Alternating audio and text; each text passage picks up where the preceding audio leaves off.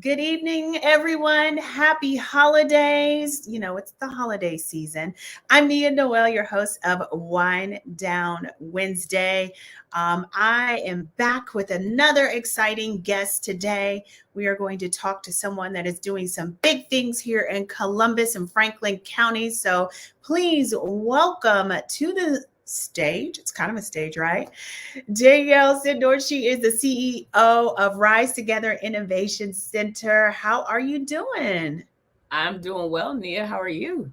I'm good. I'm so happy to have you here with me so we can wind down. You got a little something with you? Got me a little something. Look, it's the holidays. Sometimes you just need a little something. If you're at home and you want to have a little sip with us, please do. It doesn't matter if it's water or wine, whatever. We're going to wind down together and have a little conversation. Don't forget the comment sections are open. So if you have some comments or questions as we get through our conversation, please check in with us. Danielle, thank you so much for coming here. You've got a new venture going on here in Columbus and Franklin County, but I want to know. I was reading your bio and I want to know a little bit, tell everybody a little bit about your background as far as work history and everything. Yeah, so I would say, Nia, my background has been a little untraditional in that I have never been someone that was committed to a certain type of job. I've always been more committed to impact and trying to figure out as I navigated my career how I could influence as many people and as many things as possible. So I initially started out thinking I wanted to be a math teacher. And when I was in college, I did some shadowing or student teaching in like an eighth grade class. And I was like, oh no, algebra as a high school or middle school teacher probably is not my ministry. So let me pivot and stick with numbers. And I moved into the realm of finance. And so ultimately, my work history took me down the path of in high school working at MBNA, the credit card company, which a lot of people my age did at one point in time in a call center, right? Selling credit cards before I was old enough to have one.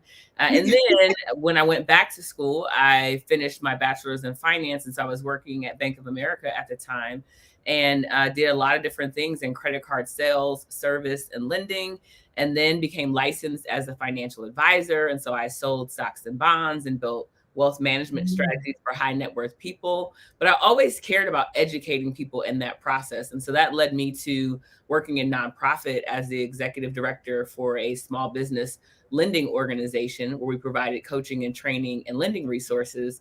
And then now leading the Rise Together Innovation Center. So people don't necessarily always think that you can go from strictly for-profit corporate type of work into the nonprofit sector, but I'm here to tell you you can do it. So, I think it's so interesting your path because I feel like your expertise and your path is somewhere that a lot of us Black and brown people do not go.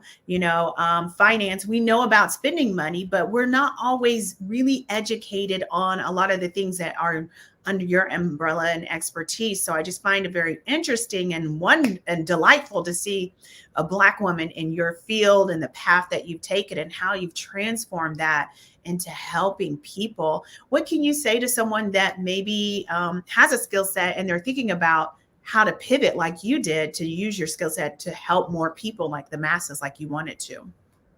I think the most important thing when you're looking at opportunities is to take a step back and don't be so focused on what the job title is or the name Yeah. of the organization.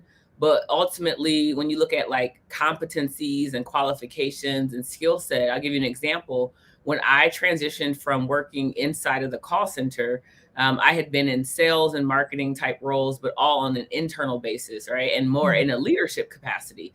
And when I was applying to become a financial advisor, it was really a sales job. But I was able to say, if I could successfully convince somebody to pay their past due credit card, when maybe they had 5 or 6 that were past due, that was a sales job Yes, it because is. you have 6 credit cards to pay, and I'm helping you understand why this program I'm offering you to get back on track is the best. And so I went into the conversations about being able to sell someone on investments by using that same philosophy. So take a step back, look at the things that you've done, and be able to position it in a way for whatever the next opportunity is. Yeah, yeah. I definitely can see how that can be beneficial because You know, the knowledge base that you learn in whatever field you're in doesn't have to necessarily be that field. How can you take a finite skill and apply it somewhere else? Because that seems like exactly what you did. Yeah, I think about especially this is Wind Down Wednesdays, two Black women Mhm. having a conversation.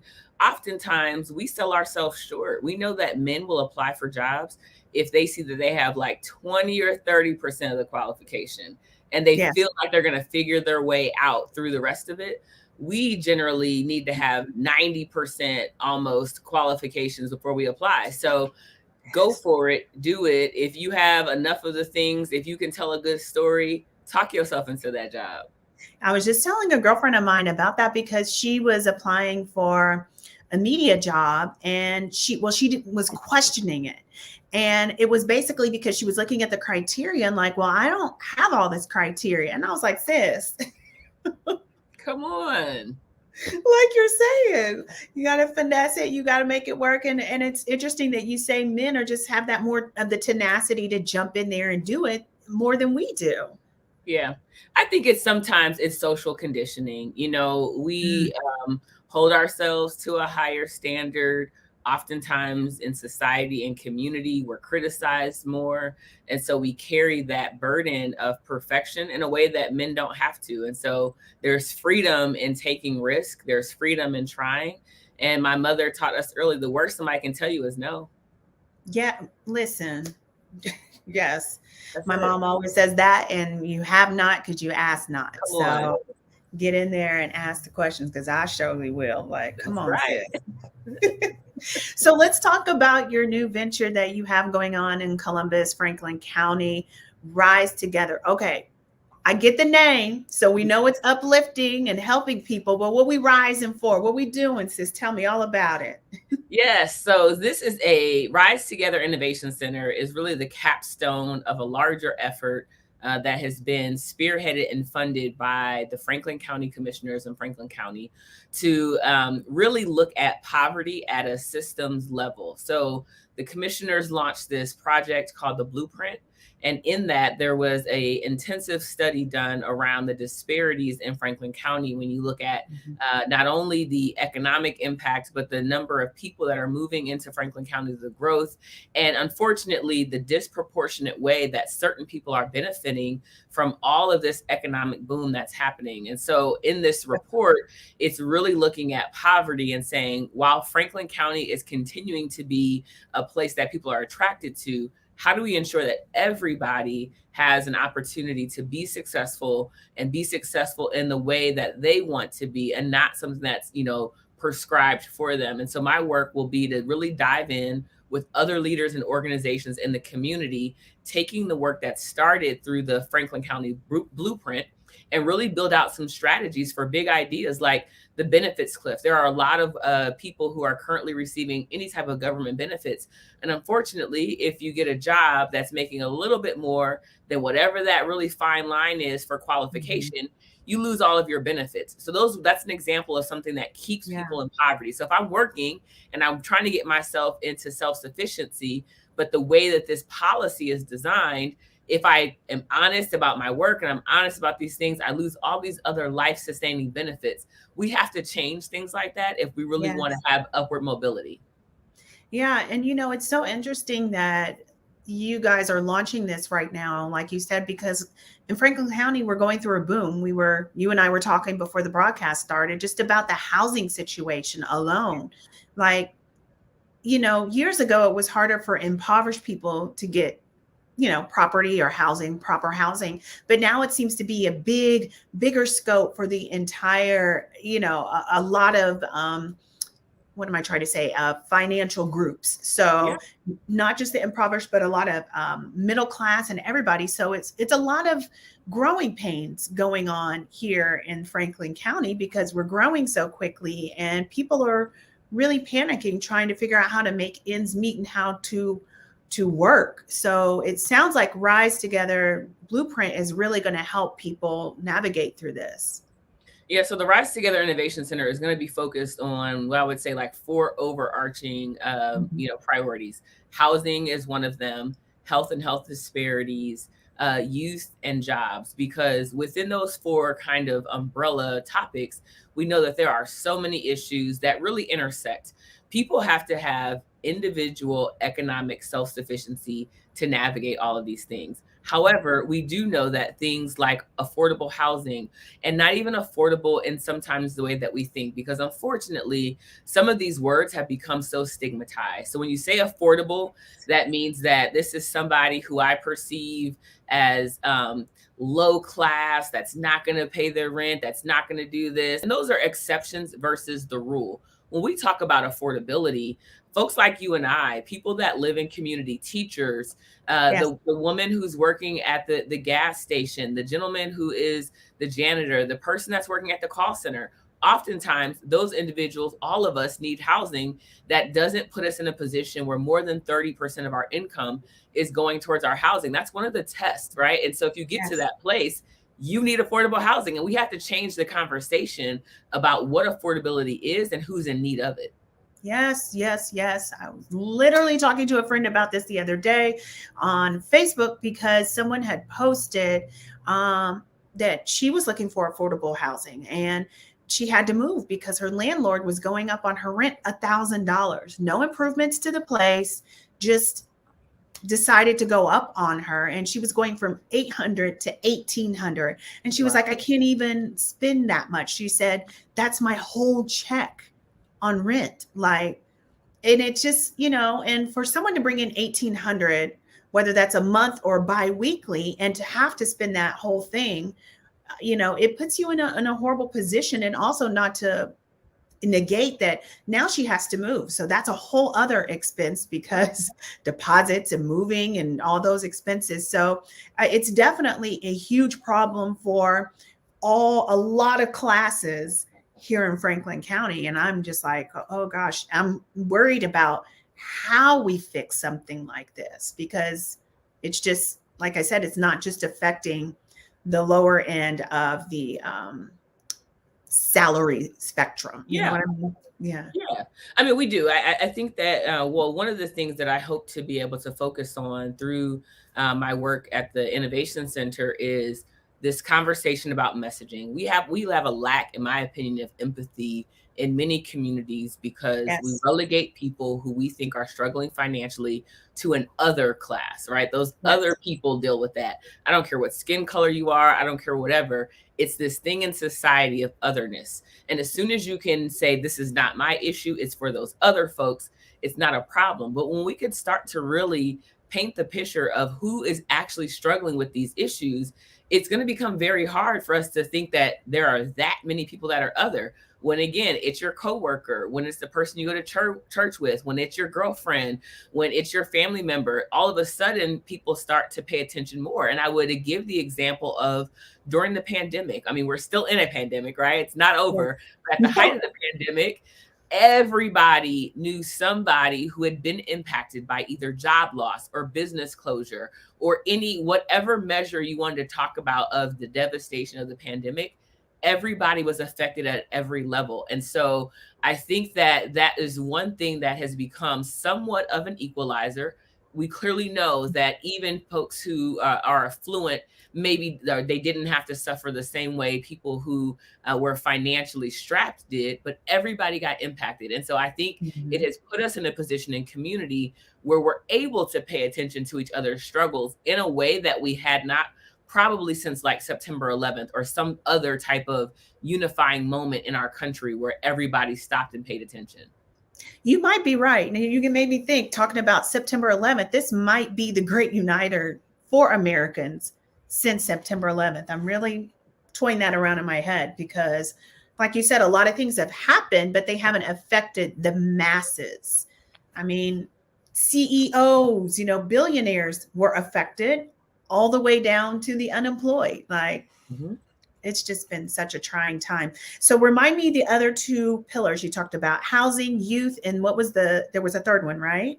Jobs and health. So, we talk about people having independent, healthy lifestyles, right? That Yes. leads to your ability to have gainful employment. It leads to longer life expectancy. It means that you spend less money with health related issues. And we think about youth.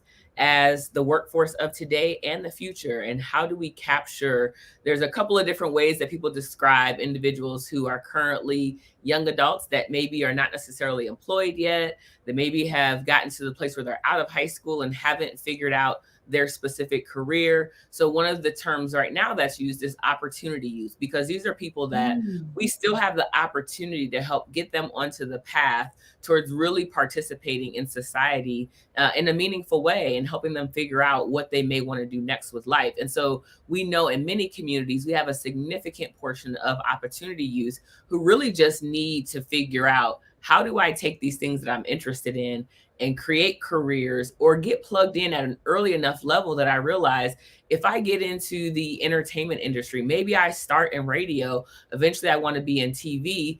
How do we learn how do we teach them that path to get to where they want to be, knowing that it's not always a straight line? Yeah, no, I think this is great. So, we can get a lot of people in the doors and had a lot of touch points to set them up to have all the skill sets and things that they need to elevate their lives. So I'm very excited about you opening. But one question I have is there actually going to be a physical space, or is most of this going to be through like programming and stuff? Yeah. So one thing I will say is the Innovation Center will not be a direct service provider. So we won't actually run any programs. What we're designed to do is really be a convener. So bringing together organizations, be it corporations, government entities, and program service providers, so nonprofit organizations who are doing the work in the community. We're Ah, also going to be an entity that helps to pilot and test big ideas. So again, that example of the benefits cliff, there's going to be a need to think about legislation that maybe has to be passed or implemented. And until you can get legislation passed, maybe you find an independent private funder that would be yeah. willing to pilot something. But we would find a partner who maybe has access to individuals that are currently receiving benefits that we want to put through some sort of program. So yes, today my offices are inside of Smart Columbus. Okay. Eventually we will have our own independent space, but we're going to go through some strategic planning and figure out what exactly that looks like, and bring some staff on over the next 18 months. So I'm really excited about what the future looks like. Yes, yes, yes. I think this is great. And this is definitely a program and organization that is needed in Columbus and Franklin County, quite, because there's a lot of cities around here that are in the county outside of Columbus proper. So if someone wants to get involved, can they call or email you guys or something if they maybe have an organization or they want to, how can they get involved? Yeah, so you can email me.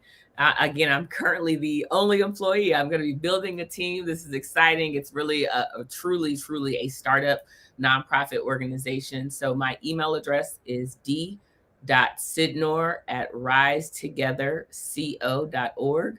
So my first initial D, my last name, sydnor@risetogetherco.org. There's a LinkedIn page. We're still building out. I mean, when I tell you like infrastructure, all of that, we're about to bring together a team to help us look at developing an independent website separate from what the county started. But the link that's up here now is where you can get some more information about the work of the blueprint, which is really how the idea for the Rise Together Innovation Center came about in the first place. Okay, and let me just say this because you're in the infancy stages and you said you're building your team. Can people go to this website and find jobs too? Because I know you're looking for some good people I don't have any jobs posted yet.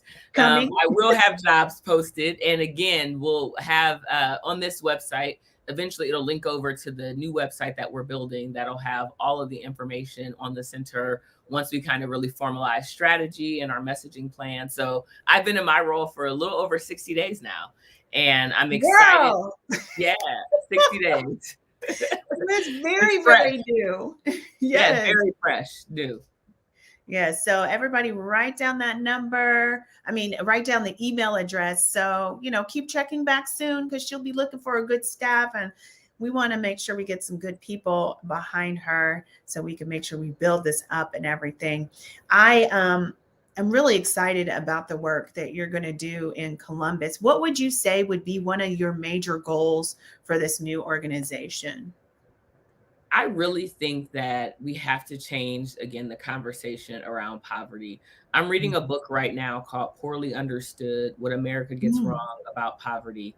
And one of the examples that they give in the book is if we think about poverty and our economic system like a game of musical chairs, we know that starting off, somebody's going to lose the game. Actually, mm, multiple people are going to lose the game because you're going to yeah, end the game with, one chair, right? And so that's unfortunately a large part of how our economy currently works. We don't have enough jobs that pay people what they need to just make enough to live the lifestyle, not of luxury, but just of self-sufficiency. And yeah, so I hope that the work that I do can help change the conversation about what poverty actually looks like in our community and why all of us collectively have to and should care about this. I think if I can do that effectively, all of the ideas and all of the programs and all of the things that people are attempting to do, we will have much more success in being able to get them implemented if we could just understand that poverty is not a problem of people who are lazy, who just don't want to work. yes, Unfortunately, in our country, we have the belief that if you work hard, you can be successful. So if you're not successful, it means you're not working hard. And yeah, that's not the truth. People who are working at the lowest level of our economy in terms of from an economic standpoint are often doing the hardest work. I get to sit in a lot of rooms with people who make decisions, and we don't have to do as much of the back-breaking work as folks who are walking the floor in places, who are cleaning, who are doing other things. And so we've got to be able to have that conversation in an honest way that folks who are getting on the bus and catching 3 buses to get to work are not lazy. Most no, of us who would make more than somebody that's working a kind of customer service level job in retail or somewhere else would be unwilling to catch 3 buses to get to a job that's making 6 figures. But yet you have someone who's making $9 an hour who faithfully does it every single day. Is that person lazy? Absolutely not. And we've got to change the conversation. yeah, no, I definitely agree with all that. And I think it's a really good thing once, you do change that narrative and conversation. I think a lot of people will be more empathetic and understanding to all and everyone that's in different situations.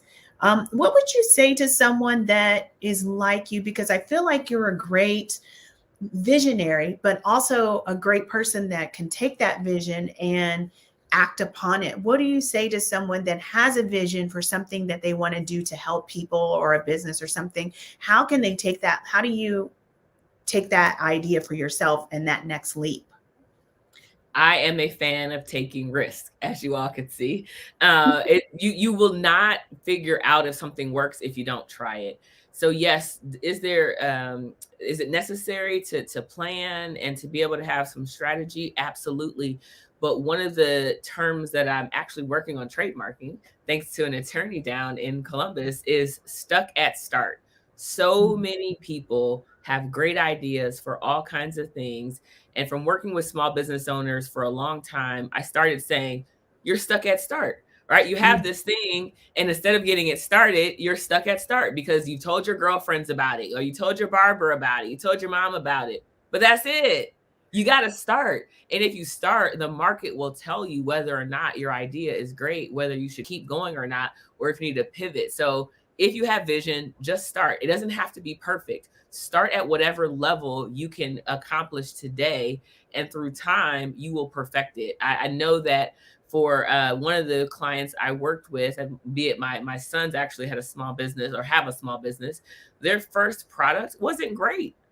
But 3 years into doing it, they have a really high class product. They have great branding. The first few packaging looks like we did it at home ourselves. But by year 3, you would have never known. And so you have to give yourself space on that journey to continue to grow and develop. Don't start thinking that it's got to be perfect or you'll never get started. Are you in my house? I mean, I could be. There's a project I'm working on personally, and literally, you just read me my rights. Like, Same been here. working on it for a couple months, and I keep being like, okay, no, I'm going to launch next month, or no, I'm going to do it next month because I want to do this and I want to make this better. And I'm stuck at start. Hmm. Mhm. We're going to get you unstuck. It's okay. I feel it. No, I feel the Somebody needs you. And connection. that's the other thing that I say is whatever we have inside of us, it's not just for us. There's Yeah. somebody that can't do what they need to do until you do what you're supposed to do. So you got to Okay. get unstuck. Domino, right? That's right. That domino effect. I Yeah. feel you. I receive that. And I hope somebody else that is watching is receiving that as well.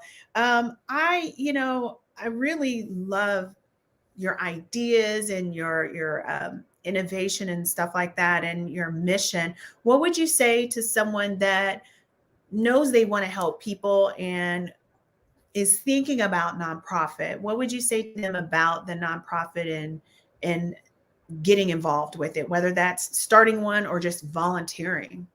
Yeah. So I think that there are two approaches, in my opinion, from a nonprofit perspective. One is like a charity or charitable mindset of like, hey, there's this need that I see, and I think it would be nice if I could do a thing. Like maybe I want to do neighborhood cleanup or something like right. Mhm. That feels very kind of like charitable to me.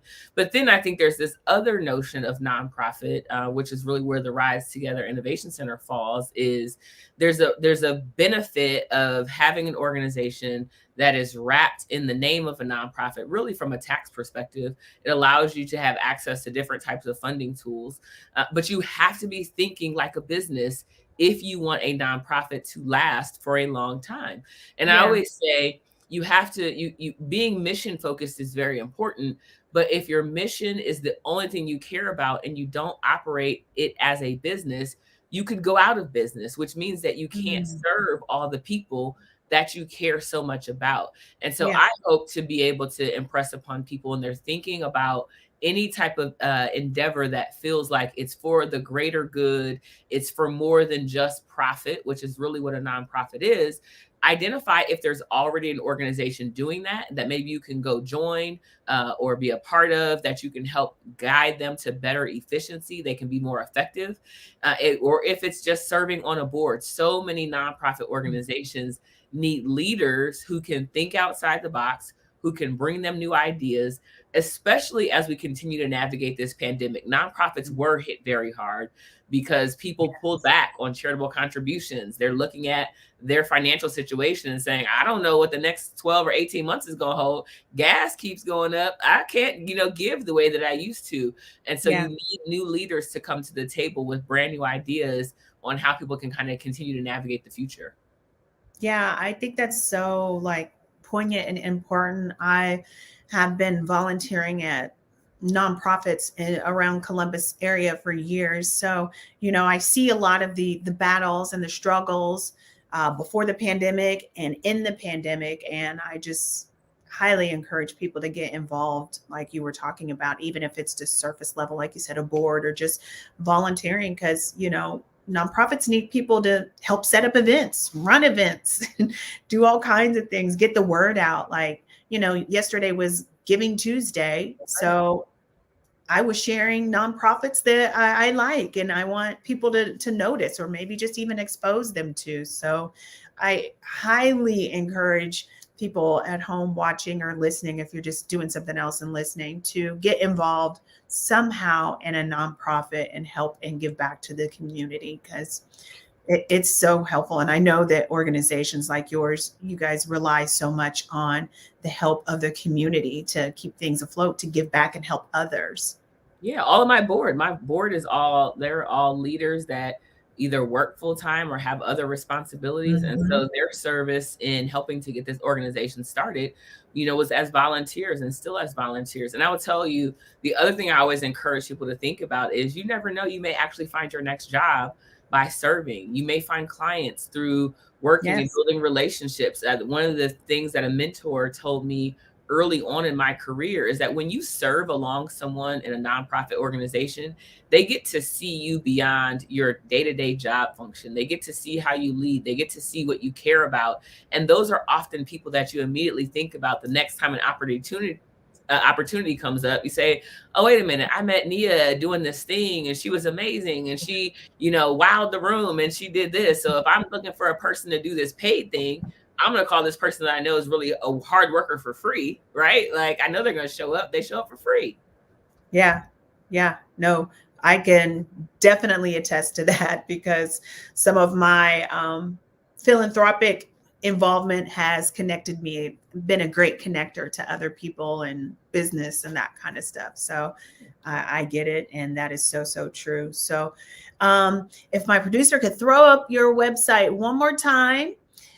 Danielle has started this great new organization here in Columbus. It is the Rise Together Innovation Center. You guys go check out the website. Make sure you keep checking it because she's just really started. You said 60 days in, right? 60 days. Girl, I can't believe it. But it's going to be a great 2020. I can't believe I'm saying that either for you and your organization. I cannot wait to see all of the amazing things you do in Columbus and Franklin County. And I'm just very, very excited to see the good work that you're going to do to help benefit the people of the area. Any last words before we turn the cameras off and drink more wine?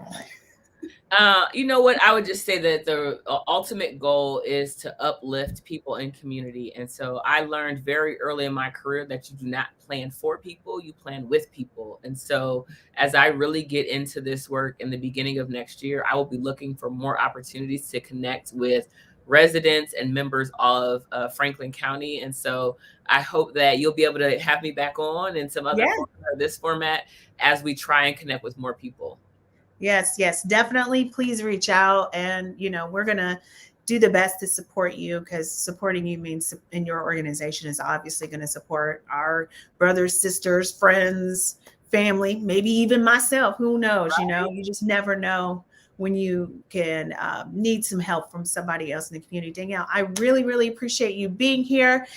Everybody at home watching or wherever you are, thank you so much for checking in. Please share this video on social media so other people can get information about the Rise Together Innovation Center and all the great things that Danielle is bringing to the community. We'll be back in 2 weeks for our final episode of Wind Down Wednesday for 2021. I cannot believe I'm saying that, but have a great evening and wind down. Thanks, Danielle.